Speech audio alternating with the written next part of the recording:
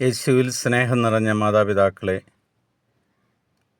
പുതിയൊരു പ്രഭാതം ദൈവത്തിൻ്റെ മുന്നിൽ നിൽക്കുവാനും ആ പ്രഭാതം ആസ്വദിക്കുവാനും ദൈവം നിങ്ങളെ തെരഞ്ഞെടുത്തതിന് ദൈവത്തിന് നന്ദി പറയാം.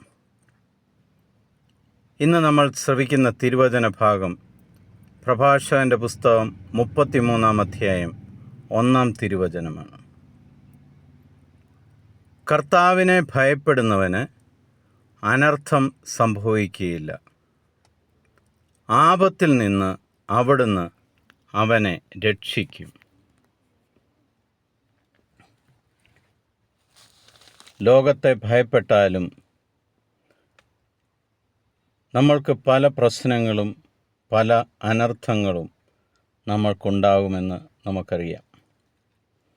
എന്നാൽ സുവിശേഷത്തിലൂടെ പിതാവായ ദൈവം നമ്മളോട് പറയുകയാണ്, നീ കർത്താവിനെയാണ് ഭയപ്പെടുന്നതെങ്കിൽ നീ ഭയപ്പെടുന്ന ഒരു കാര്യവും നിന്നിൽ സംഭവിക്കുകയില്ല.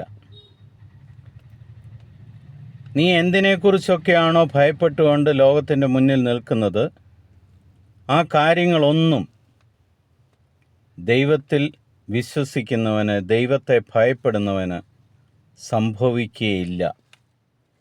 അതൊരു വലിയൊരു വാഗ്ദാനമാണ്.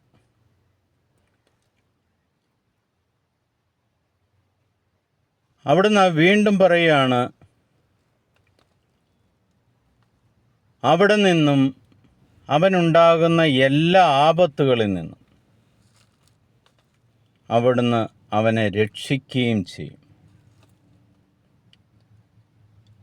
യേശുവിൻ്റെ പിതാവായ ദൈവത്തിൻ്റെ സംരക്ഷണം നമുക്കുണ്ടെങ്കിൽ പോലും പിശാച് വിരിക്കുന്ന വലയിൽ നമ്മൾ പലപ്പോഴും കുടുങ്ങുമ്പോൾ അത് ആപത്തിലേക്ക് പോകാതെ കർത്താവായ ദൈവം നിന്നെ ആ കുരുക്കിൽ നിന്നും രക്ഷപ്പെടുത്തുമെന്ന് ഉറപ്പിച്ചു പറയുന്നു.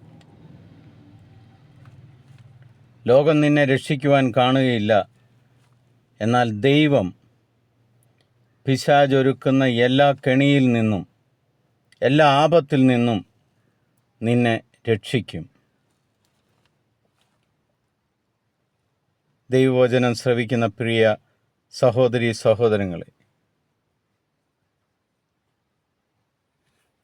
ലോകത്തെ ഭയപ്പെടുന്നതിന് പകരം നമ്മൾക്ക് ദൈവത്തെ ഭയപ്പെടാം.